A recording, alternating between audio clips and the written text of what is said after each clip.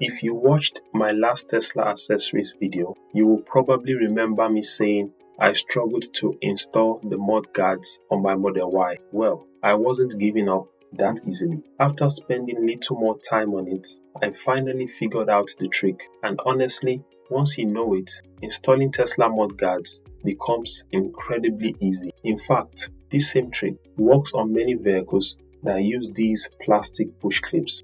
So if you are planning to install mud guards yourself, pay close attention because this could save you a lot of frustration and stop you from damaging the clips or even the mounting holes. One thing many new Tesla owners don't realize is that the Model Y comes from the factory with front mud guards, but not rear mud guards. So if you want complete protection from road spray, stones, and dirt, you will need to buy a rear set yourself. Thankfully, installing them is much easier than it first appears. Starting with the left rear wheel, you will see these plastic push clips holding everything in place. This is where most people struggle. I did myself. The mistake is trying to pull the whole clip out. Don't do that. Instead, grab a small flathead screwdriver, look closely at the clip. Right in the middle, there's a tiny gap between the center pin and the outer clip. Slide the screwdriver gently into that gap and lift only the center pin. That's it. Once the center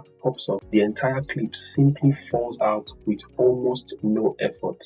No force, no broken clips, no frustration. Now, line up the new mud guard with the factory holes. Insert the new clips, making sure everything is aligned properly. Once they are sitting correctly, press the center pin down with your finger. If it's a little tight, use the handle of your screwdriver to press it in. You will hear and feel it lock into place. And that's it. The mud guard is installed. Repeat exactly the same process on the opposite rear wheel. Now, moving to the front.